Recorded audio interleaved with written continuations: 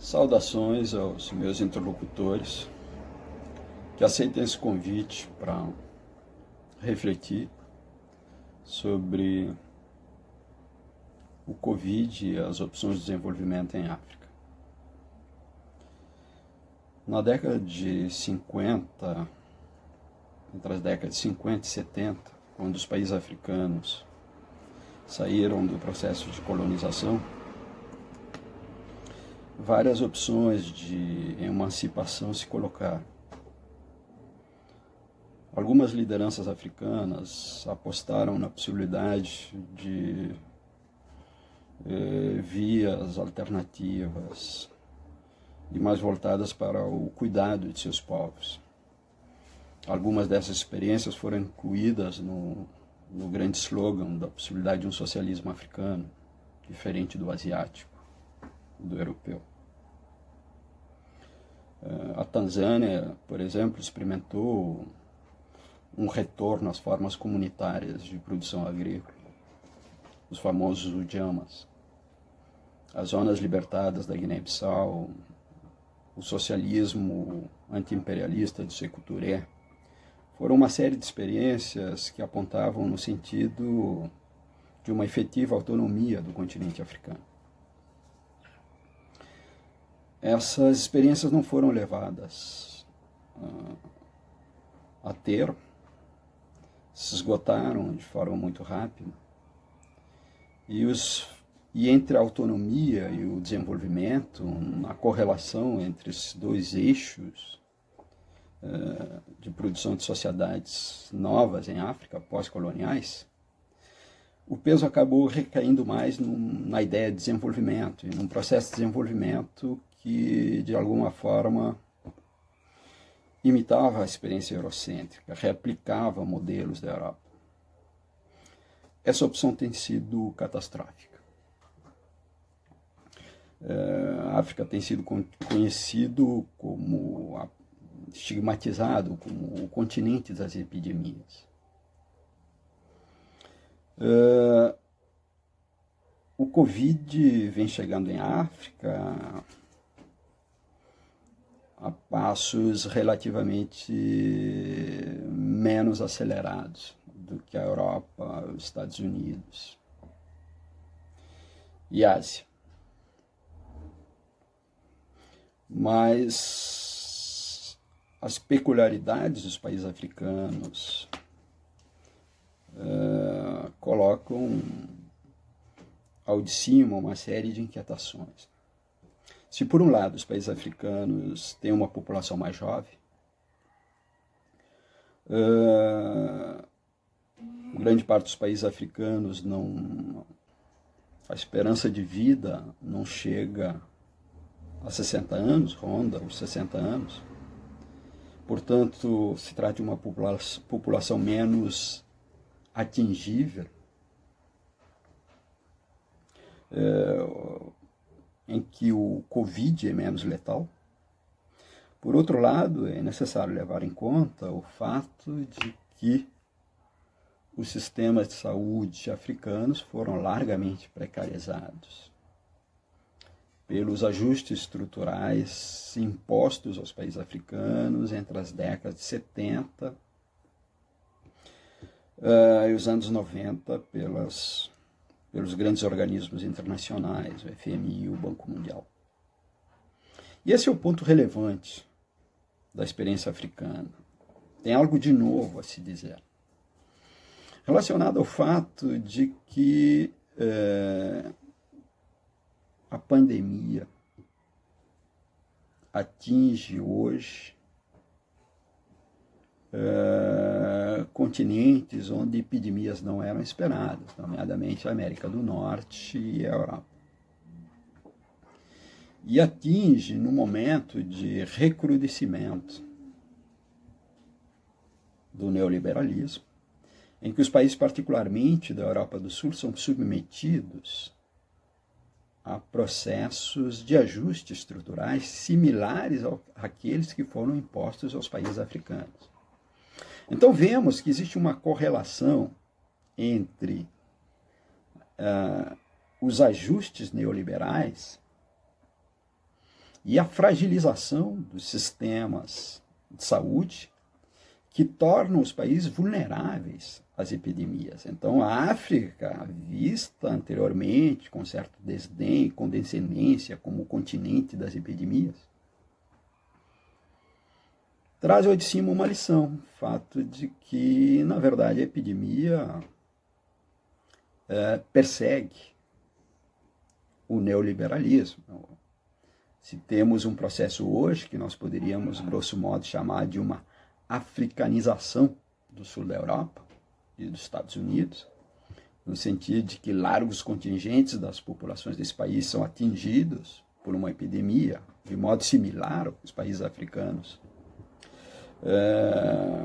já foram atingidos nas últimas décadas. Isso tem a ver com uma mesma causa: os ajustes estruturais que precarizam os serviços públicos, destroem o cinturão de segurança social e, consequentemente, expõem as populações às doenças provocadas também pelo avanço feroz do capitalismo sobre as últimas fronteiras da relação entre humanos e espaços selvagens. As epidemias que têm se alastrado em África, que têm surgido na Ásia, estão estritamente correlacionadas a um processo de avanço de um capitalismo predatório, com mega empreendimentos, que atinge de forma selvagem os espaços onde os seres humanos não chegavam de forma tão sistemática. Então, de dois modos, o sistema capitalista implica nesse processo de exposição da população humana a catástrofes absolutamente incontroláveis por conta dessa incapacidade de construirmos sistemas nos quais nos cuidamos. E aí retorno à questão africana, ao fato de que nós, de fato, estávamos nos encaminhando, em algumas das experiências africanas, para a construção de sociedades de cuidado, em que, menos importante do crescimento econômico propriamente, estava em jogo a reconstrução de sistemas de cuidados das populações africanas. E essas experiências que foram destruídas por uma elite africana predatória que se articulou à casta internacional de expansão do capitalismo e articulação de sistemas neocoloniais. Portanto, o fato de que um segmento poderoso de elites africanas tenham se articulados aos interesses predatórios do capitalismo tornou as sociedades africanas vulneráveis às epidemias. Graças ao fato de que os sistemas de saúde desse país estavam fortemente, no momento em que os sistemas de saúde desse país estavam fortemente precarizados, detonados pelos ajustes estruturais. Então, não é que os africanos ou o clima da África seja mais suscetível às epidemias, ou que o contato, o fato de que as últimas fronteiras em relação aos selvagens estejam em África, sejam detonadores de epidemias. A África não é o continente das epidemias. É o mundo sob o neoliberalismo que se transforma num continente vulnerável às pandemias. Essa é a lição mais importante do coronavírus quanto a nós africanos. Então, isso nos aponta para a necessidade de reconstruirmos horizontes de instituições articuladas para o cuidado do humano, o cuidado das nossas sociedades, que está estritamente articulado à necessidade de proteger o nosso entorno, o planeta no qual nós vivemos. O Covid é apenas o pré-anúncio de uma série de catástrofes relacionadas ao modo predatório como o capitalismo avança sobre as últimas fronteiras da dignidade humana, das possibilidades de que populações humanas vivam de forma minimamente digna.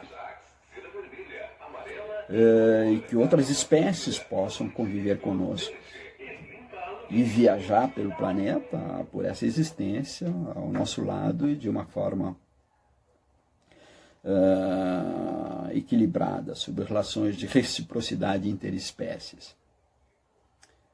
Então, nós estamos diante de um desafio. Hoje vemos as pessoas aplaudindo o heroísmo dos profissionais de saúde. Os profissionais de saúde não nos pedem aplausos, não precisam dos nossos aplausos, precisam daquilo que uma boa parte de nós tem, que são condições saudáveis de exercício profissional. É isso que nós temos que retribuir a esses profissionais, lutar para que o sistema neoliberal de destruição do sistema de saúde pública não coloque esses profissionais sob a exigência de ser de uma forma, digamos, sem dignidade, né? A dignidade que emana do fato de que nós respeitamos as opções profissionais que as pessoas fazem, que nós lutamos para que, tal como todo mundo tem direito, todo mundo tem direito à dignidade, que todo mundo possa exercer suas profissões sob condições dignas. Então, os africanos, profissionais da área de saúde, que serão impactados pelo avanço da Covid, eles são impactados porque fizemos escolhas erradas, né? Em termos de opções de correlação entre autonomia e desenvolvimento. Escolhas que nos foram, depois de terem sido feitas pelas elites africanas, elas foram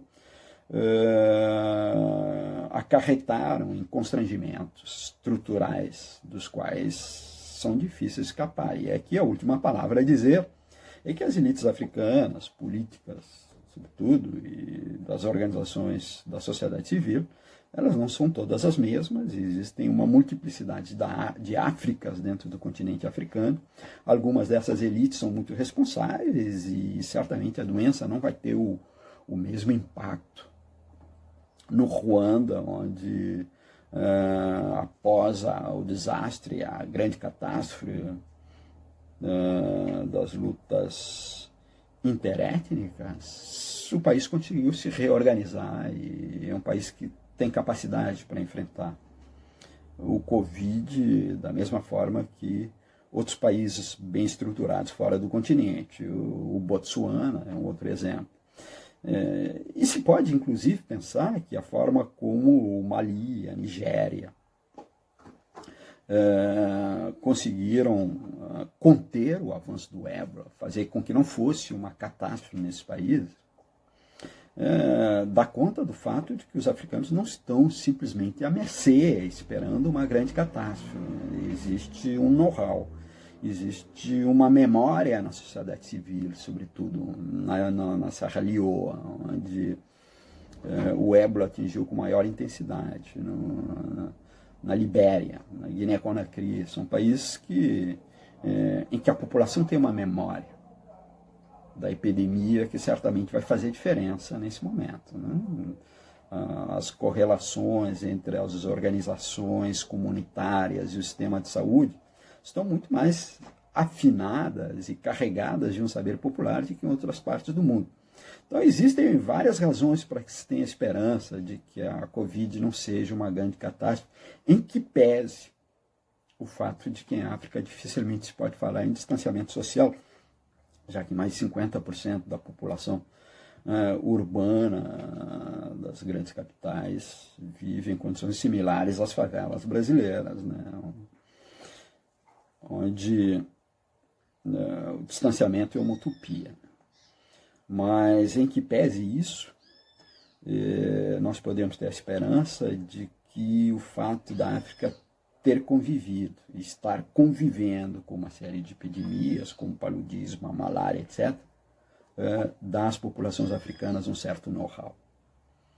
E com base nessa memória popular, acalentando essa memória, as elites africanas, o pessoal do sistema de saúde vem transmitindo de forma sistemática informações que podem minimizar o impacto da crise sanitária.